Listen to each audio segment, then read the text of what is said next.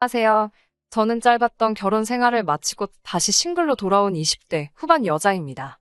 이제는 다 끝난 일이지만 그래도 시아버지의 말 같지 않은 장난 때문에 결국 이혼하게 된 사연을 적어볼까 합니다. 여대를 다니던 저는 아는 선배 언니의 소개로 지금의 남편을 만나게 되었습니다.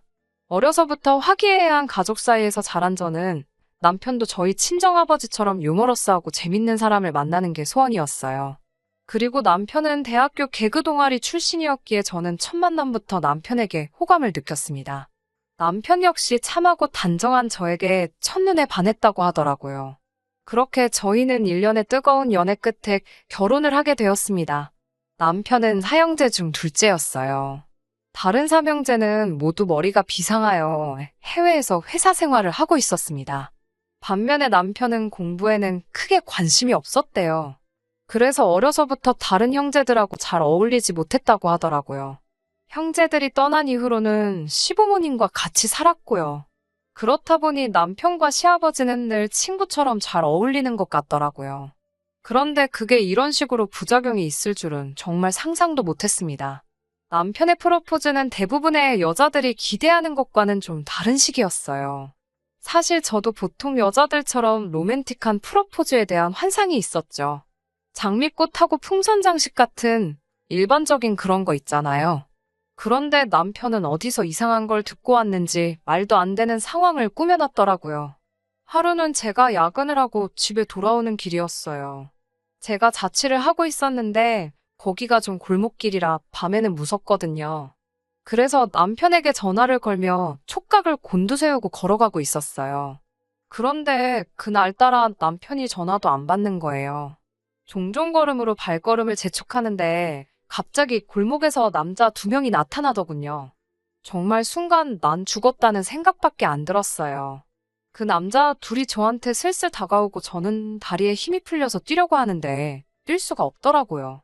그 순간 남편이 어디선가 튀어나와서는 그 남자들에게 뭐 하는 자식들이냐고 고함을 치더라고요. 그러자 그 남자들이 가자 이러면서 도망을 갔어요. 남편이 저를 구해준 것만 같아서 정말 고맙고 남편이 다시 보였죠. 그런데 결혼식 당일날 신부 대기실에 말쑥한 남자 2명이 들어오더니 저희가 노력한 보람이 있네요라며 킬킬거리더라고요. 알고 보니 남편이 저에게 남자다움을 보여준답시고 그 친구들에게 부탁해 한마디로 연극을 한 거였어요. 순간 그 이야기를 들으니 어이없기도 하고 짜증도 났지만 당장 식장에 입장해야 되는데 못 따질 만한 경황도 없었네요. 남편도 아기가 있어서 그런 장난을 친 건 아니었을 테니 도를 좀 지나친 우리만의 추억 정도로 간직하려고 했습니다. 그런데 결혼 생활이 계속되면서 이게 남편만의 문제가 아니라는 걸 알게 됐어요. 특히 시아버지께서는 정말 쳐도 되는 장난과 안 되는 장난에 구분이 없으세요. 일단 본인이 재밌다고 생각하시면 상대가 어떻게 생각하든 개의치 않고 시도하시거든요. 한 번은 시아버지께서 새 잠바를 하나 사고 싶다고 하셔서 제가 모시고 백화점에 간 날이었어요. 한 매장에 들어가서 이것저것 골라드리고 있는데 점원이 따님이신가 봐요 라고 묻더라고요.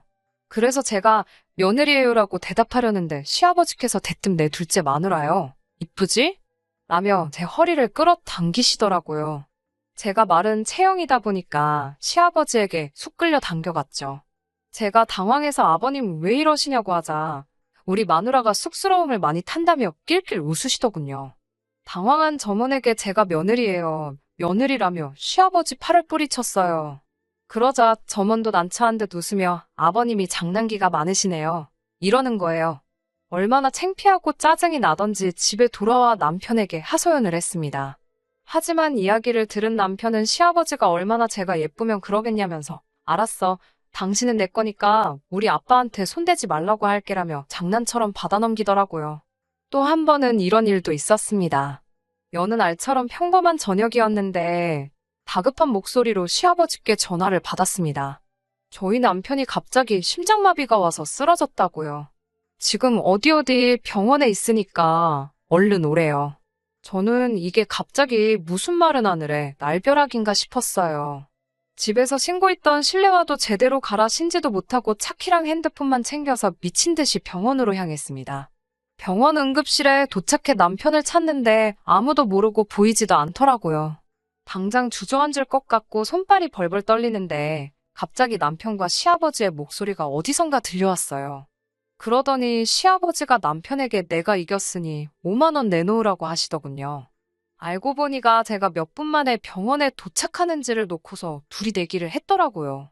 제가 둘 다 미친 거 아니냐고 고래고래 소리를 지르니 뭐 이까짓 걸로 그렇게 예민하게 받아들이냐며 대충 미안하다고 장난이었으니까 너도 그만하라고 그러더라고요. 그러더니 시아버지가 저한테 5만 원 중 2만 원을 주며 아가 내 덕에 돈 벌었으니 개평 받아가라 하시면서 그 돈으로 나중에 커피라도 사 먹고 진정하라며 낄낄 웃더라고요. 진짜 해도 정도가 있지 이게 뭐 하는 거냐고 제가 남편하고 시아버지에게 계속해서 화를 냈지만 그 둘은 제가 화내는 것마저도 예상이라도 했다는 듯 웃기만 하더라고요. 솔직히 그날 밤새 잠도 못 자고 이 사람들이 정상인가 싶고 내가 또라이랑 결혼을 한 것 같다는 생각도 들었습니다. 하지만 한편으로는 장난이 심하다는 이유로 이혼을 하는 게 좀 지나친 생각은 아닌가 싶기도 했고요. 밤새 고민 끝에 그래도 매사에 처져 있는 사람들보다는 낫지라는 생각으로 한 번 더 참아보기로 했어요. 시아버지께도 전화를 드려 정중하게 저는 그런 장난을 당하면 속상하고 상처를 받는다고 말씀드렸어요. 저한테는 제발 장난치지 말아달라고 말이죠. 그러자 시아버지도 알겠다. 너한테는 이제 그만하마라고 약속하셨고요. 그리고 얼마 전 진짜 더는 용서할 수 없는 그런 일이 있었습니다. 토요일 밤 시아버지께서 전화를 하셨더라고요. 하시는 말씀이 요새 몸도 안 좋고 적적하다며 잠깐 얼굴 좀 비추고 가라고 하시더라고요. 그래서 일요일 아침 일찍 시댁으로 향했어요.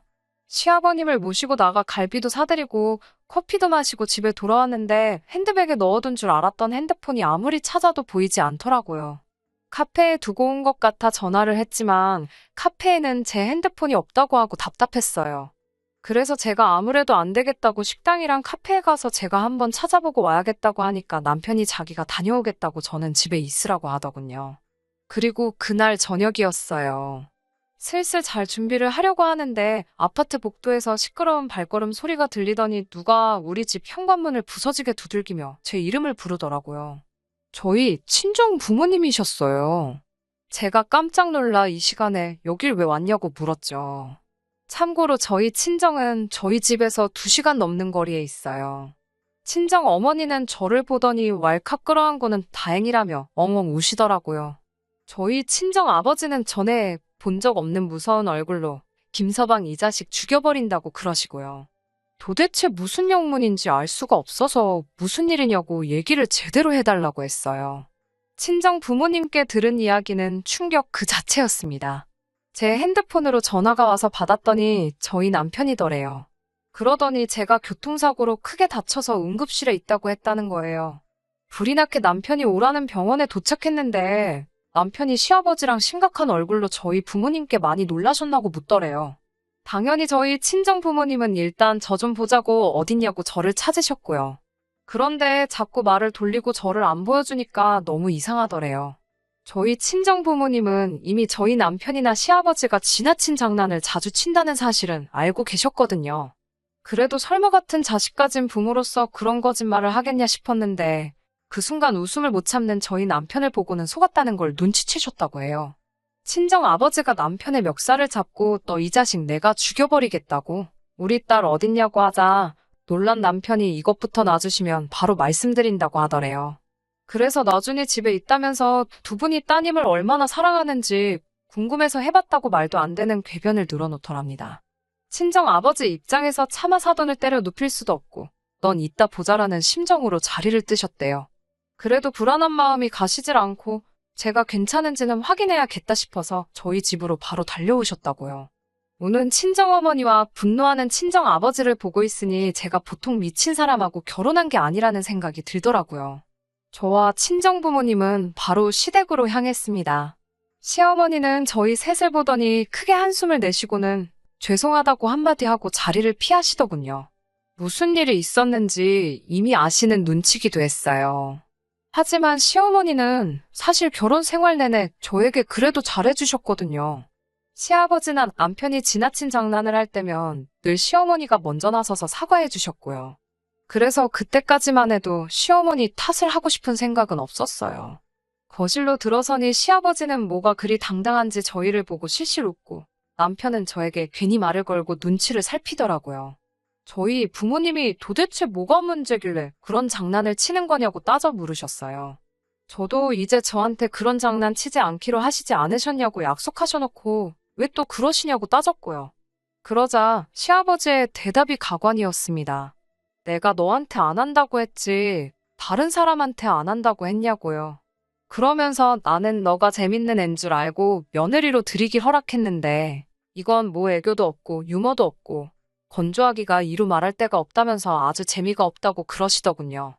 결국 듣다 못한 저희 친정아버지가 시아버지의 얼굴을 주먹으로 때렸어요. 참고로 저희 친정아버지는 취미가 권투십니다. 시아버지는 턱을 부여잡고 쓰러져서는 나중내를 연발하더라고요. 저희 아버지가 한 대 더 치려고 하자 시어머니가 나타나 그래도 남편이라고 시아버지를 감싸더니 장애가 있다고 이해 좀 해달라 소리를 치는 거예요. 저는 처음 듣는 소리라 무슨 말씀이냐고 하니 하도 거짓말을 많이 해서 정신과에 데려간 적이 있다고 합니다. 무슨 연극성 장애인지 뭔지 그렇게 사람들 관심 끄는 걸 좋아해서 그런 거라고 하더래요. 제가 설마 남편도 그런 거냐고 묻자 시어머니는 대답은 못하고 눈물만 흘리시더군요. 그러면서 옆에서 잘 챙겨주고 받아주면 얼마든지 괜찮아질 수 있다면서 제발 잘 부탁한다고 하시는 거예요. 저희 친정 부모님은 장애고 나발이고 더는 이런 집구석하고 사돈 못 맺는다고 애들 이혼시킨다고 고함을 치셨어요. 그러면서 저한테도 마음 독하게 먹으라고 하셨고요. 남편과 좋은 추억도 많기에 이혼을 결심하기가 쉽지는 않았지만 어쩔 수 없이 남편에게 헤어짐을 고했습니다. 저와 헤어지고 일단 치료부터 받으라고요. 남편은 자기가 어떻게 돼도 상관없는 거냐고 저에게 묻더군요. 하지만 저는 남편에게 아무 일도 없을 거라는 확신이 있었기에 이혼하고 말았습니다. 남편 동아리 동기들에게 들으니 남편과 시아버지는 결국 나란히 병원에 입원해 치료를 받기 시작했다고 해요. 결정적인 이유는 또 한 번 말도 안 되는 장난을 쳐서 시어머니가 결국 정신적 충격으로 쓰러지셨거든요. 미국에 살던 남편의 형제들이 한국에 들어와 두 사람을 입원시키는데 동의했다고 합니다. 제발 그 둘이 잘 치료받아서 다른 사람들과 진심을 나누고 행복하게 살 수 있으면 좋겠네요.